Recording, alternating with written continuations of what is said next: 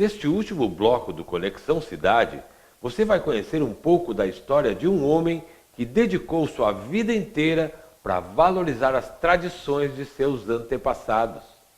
Do alto de suas mais de 8 décadas de vida, o escritor e professor Darcy Loss Luzzatto é considerado um dos principais estudiosos do Talian e é o autor de um dicionário português-talian, uma das únicas obras disponíveis para consulta ortográfica do idioma da imigração. Confere agora 8 minutos com o professor Darcy Luzzatto.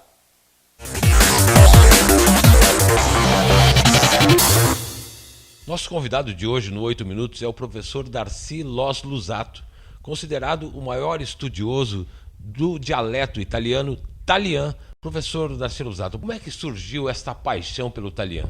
Era preciso resgatar esses dois personagens que eu falei, o Roville e o Gardelin, me influenciaram muito e me insistiram que, como eu falava fluentemente também e tinha um certo conhecimento científico, deveria também escrever. E eu passei a escrever. No início não havia em que basear-se. Se examinarem meus livros a partir do primeiro, vão ver que há ao longo dos livros uma mudança na grafia, até que a gente atualizou em uma reunião em Porto Alegre, e depois também uma em Caxias, nós, os escritores da época, estabelecemos as regras básicas da escrita do Talian, mas não estabelecemos o nome. Vamos deixar para mais adiante. Nesse meio tempo aconteceu uma reunião em Caxias, em Farroupilha. Havia uma homenagem a uma pessoa e eu estava esperando para entrar quando uma senhora, bem velhinha que estava junto à porta, estava sentada, provavelmente esperando alguém também, e eu digo, vou botar à prova o nome do idioma. Cheguei para ela e disse assim: "Ciao nonna, dizemi una cosa, mi capio se ve parlo in Veneto?"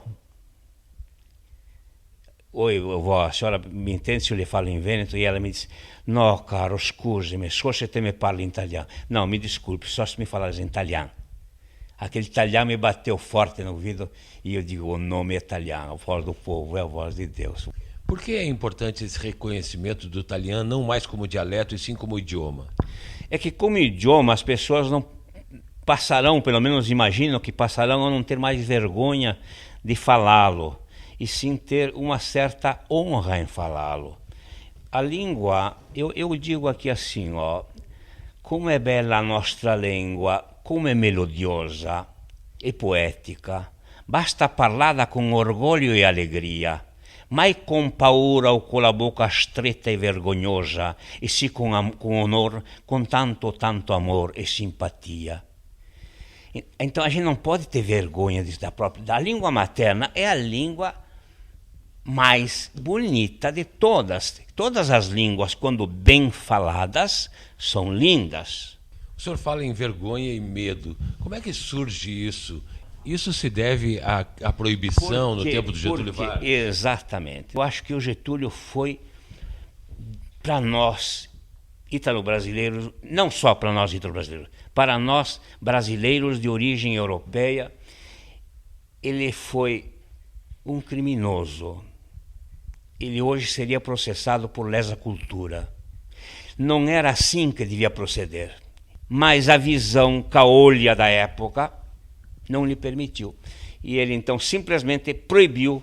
E não foi só o italiano, foi o italiano, foi o alemão, foi o russo, foi o polaco, foi o sueco, foram todos os idiomas, o espanhol, todos os idiomas que se falavam no Brasil foram proibidos. Imagina se nós não tivéssemos tido um presidente com uma visão tão falha culturalmente. Nós falaríamos hoje o italiano, o Unzrikis, que é o alemão falado aqui, o russo, o ucraniano, o polonês, o sueco. Havia uma colônia de suecos aqui embaixo, no Rio das Antas. Professor, sim. parece que essa visão caolha ainda existe até hoje, porque as crianças estão deixando de falar o italiano. E a gente vê que não é apenas o idioma, é toda uma cultura que se perde. Aí é que está. Na escola, eu lembro uma professora que eu tive, porque eu estudei mais tempo com as irmãs de São José, mas eu, durante 2 anos, estudei no grupo escolar. E as professoras do grupo escolar diziam que nós não deveríamos falar o nosso idioma, porque o nosso idioma era um dialeto de ignorantes. E eu, na época, não sabia, porque os nossos velhos não falavam com as crianças. Eu não sabia que, por exemplo, a Sereníssima República de Veneza, em 1450, quando Portugal sequer existia, a língua nem existia, era um galego atravessado, porque ela só surge como língua com Camões. Então, naquela época, em 1450, 50 anos antes da descoberta do Brasil, o Vêneto, que é a base do italiano, o Vêneto era uma língua falada ao longo de todo o Adriático, em parte da Grécia, todas as ilhas do Mediterrâneo Oriental e até lá na Crimeia, de onde antigamente houve um entreposto da Vêneto. Então, como que a nossa língua podia ser uma língua de ignorantes e analfabetos se era mais antiga que a língua oficial do Brasil? Mas nós não sabíamos. Não sabíamos e tivemos que engolir. Mas eu engoli com raiva. Costumo dizer em italiano, la lingua è il chattaron della cultura. Se si tira via il chattaron, casca giù la casa. A língua é aquele caibrão que segura a casa. Se tu tirares aquele caibrão, a casa cai, a língua cai, a cultura se termina. E como fazer para reerguer essa casa da cultura italiana, professor? À medida em que agora o italiano não é mais o dialeto do colono, e sim um idioma reconhecido, isso facilita? É possível que, por exemplo, as escolas venham a ensinar aqui na Serra Gaúcha o italiano como língua?